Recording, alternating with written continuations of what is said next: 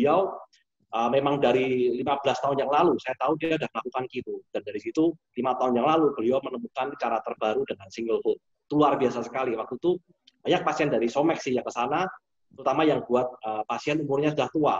Kan biasanya resikonya lebih tinggi. Nah, Prof. Stephen Cheng bisa memberikan sebuah solusi yang menurut saya pribadi luar biasa sekali. Karena memang salah satu visi dari Somex ini adalah kita memberikan fighting chance yang terbaik buat fellow kita Indonesian.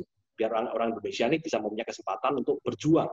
Nah, Prof. Stephen Cheng ini salah satu profesor yang saya percaya waktu itu untuk menangani beberapa pasien yang menurut saya lumayan susah dan komplikasinya sangat tinggi sekali. Dengan single hole ini, Prof. Stephen Cheng banyak sekali menolong pasien saya. Itu luar biasa sekali. Dan tadi Profesor juga menjelaskan bahwa ketika walaupun liver, pankreas dan gallbladder itu tidak terlalu tinggi rate-nya untuk kita tuh terkena, tapi Profesor menjelaskan bahwa kita kena, itu kesempatan kita hidup itu kecil, karena itu sangat ganas biasanya kalau sudah terlambat. Jadi Profesor menjelaskan, kalau bisa kita sering screening di Indonesia.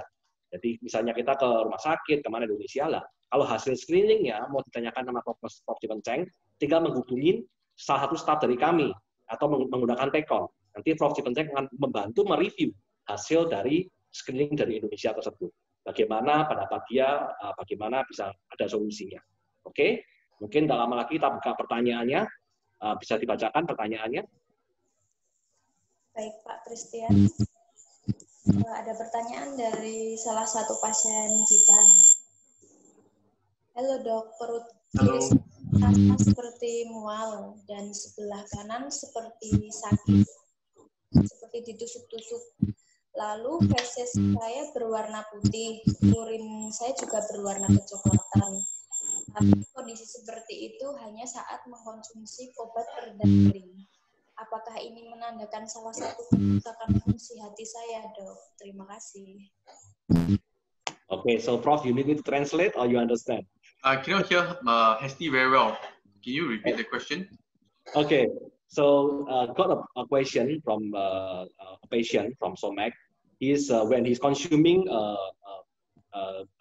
medicine to reduce pain, his feces becoming a bit white, while his urine becoming very yellowish. So the person asking if is it the sign of this having any issue with the stomach currently?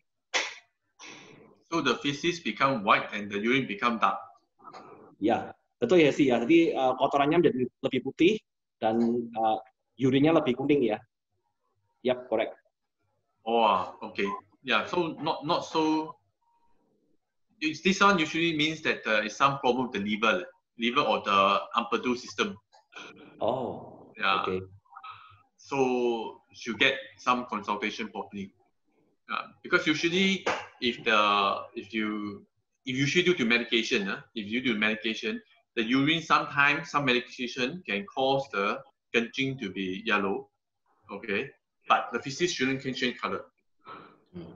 So if the feces really change color, then there is problem with the sarong Ampadu.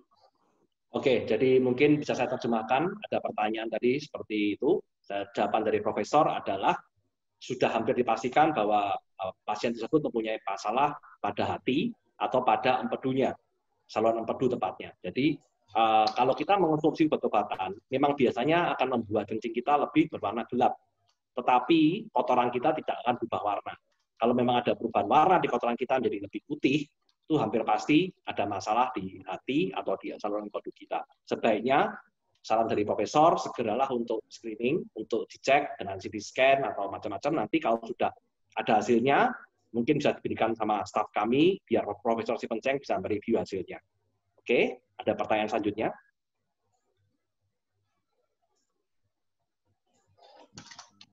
Selanjutnya, Pak Kris, apa tanda dan gejala awal pankreatitis yang dapat kita temukan sebelum menjadi kanker pankreas?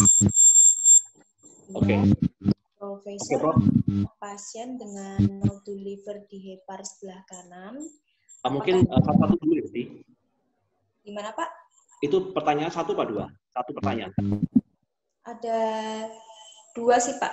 Ya, satu dulu aja deh. Ya, pankreas dulu ya. Oke. gejala awal pankreatitis yang dapat kita temukan sebelum menjadi kanker pankreas. Okay, Prof, so you have a question about pancreatitis. So what's the symptom of pancreatitis before it leads to becoming a cancer? Okay, so not all patients with pancreatitis, bukan semua orang ada pancreatitis ada kasi itu kanker pankreas ya. Itu pancreatitis ada risiko kanker. Tapi bukan semua orang kalau ada pancreatitis pasti ada kanker pankreas. Ya. So usually, in fact, normally is after a few times. Ya, lebih banyak pasien itu pancreatitis sudah mungkin bukan satu kali, mungkin sudah ada banyak kali yang bisa kasih itu kanker pankreas. Oke, jadi ada pertanyaan, apakah radang pankreas, ciri-cirinya yang bagaimana yang bisa menyebabkan kanker pankreas? Di Profesor menjelaskan bahwa tidak semua radang pankreas itu menyebabkan kanker. Ya, jadi tidak perlu khawatir, itu hal yang normal. Tapi perlu digarisbawahi kalau kejadiannya berulang-ulang dan terus berulang, mungkin sebaiknya kita ngecek dan berhati-hati. Tapi harus sering berulang dan kejadian terus-menerus. Tapi kalau cuma sekali dua kali nggak apa-apa. Seperti itu. Okay, next question.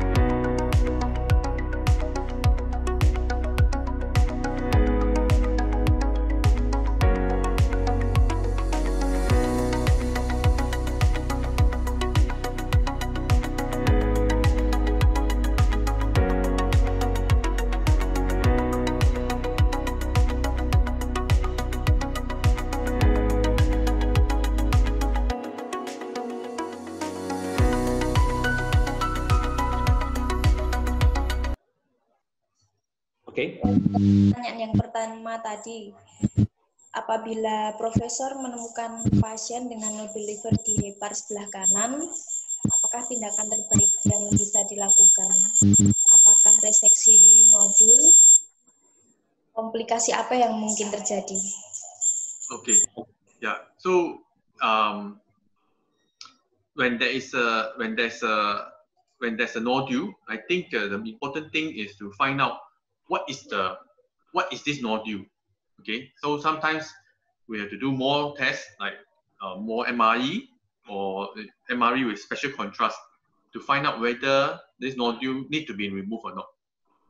Ya, so yang pertama kalau ada itu nodule di hati, yang pertama pasti kasih itu lebih kuat itu investigation macam MRE,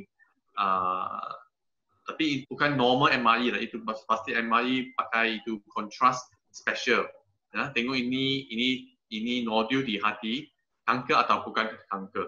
Ya, so when we find out the diagnosis, then we can decide whether we need to remove.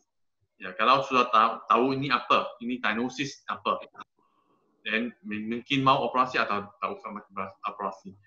Sekarang di Singapura itu operasi hati itu komplikasi tak banyak lah, ada banyak komplikasi hati. Then the previous question is what kind of symptom pancreatitis? Yeah, so that one I think we answered already. Usually, it's the pancreatitis many times. Then there's a chance of developing pancreas cancer. Oke, jadi saya semarikan tadi ada pertanyaan ketiga adalah kalau ada kista di hati kita atau ada benjolan di hati kita, apakah kita harus segera operasi atau bagaimana? Prof menjelaskan bahwa kita harus secepatnya memastikan dulu bahwa nodul yang temukan itu jenisnya apa. Dengan cara mungkin kita bisa MRI tapi tidak MRI biasa, kita menggunakan MRI dengan kontras yang baik atau dengan kontras khusus yang disiapkan untuk mendeteksi nodul tersebut. Baru kita memikirkan jalan yang terbaik, apakah dengan kemo, apakah dengan operasi.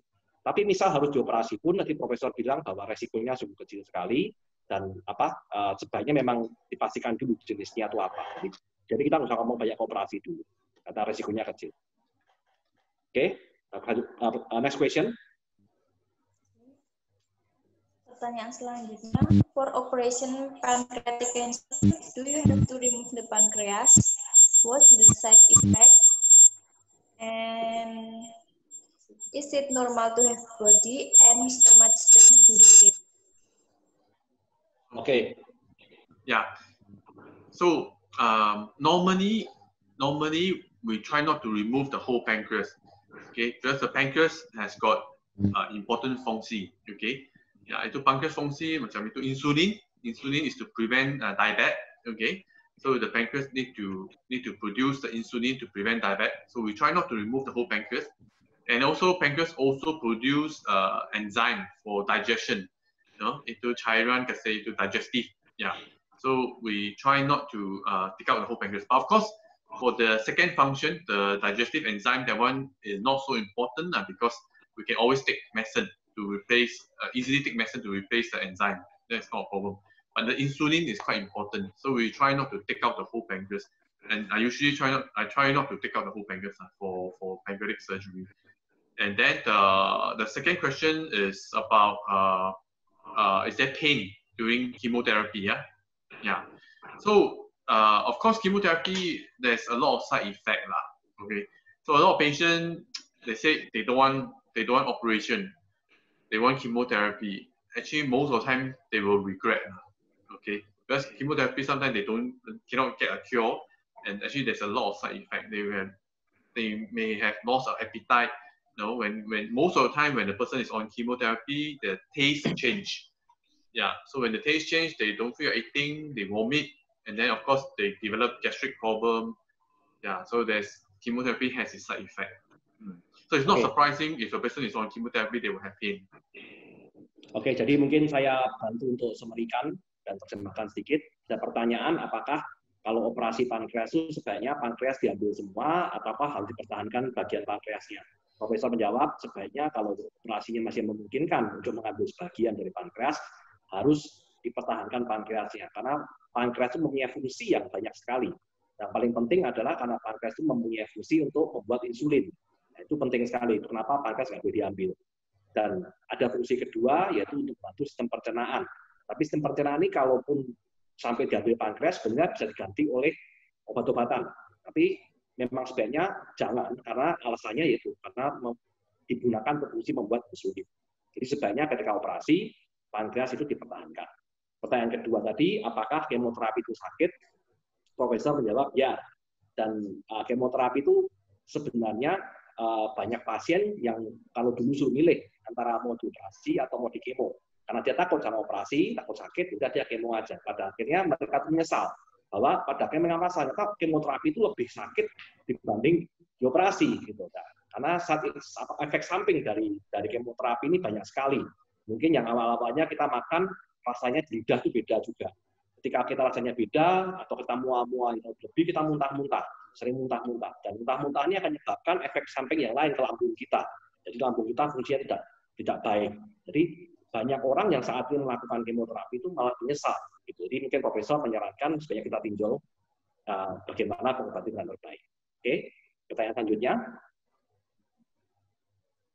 Pertanyaan selanjutnya, saya sudah minum dan motilin setiap pagi, tapi perut sering kembung dan berbunyi. Kenapa ya dok? Apakah kalau ada baret harus minum motilium setiap hari? Apakah ada kelainan lain di perut? Okay, so pyrite is not a very new medication. So there are two possibilities lah. Okay, one is that the condition is quite more advanced than what we think is just gastric. So mungkin ini sakit bukan gastric biasa.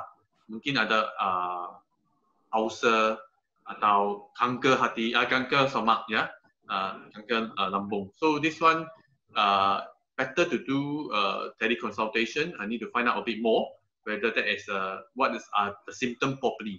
Okay.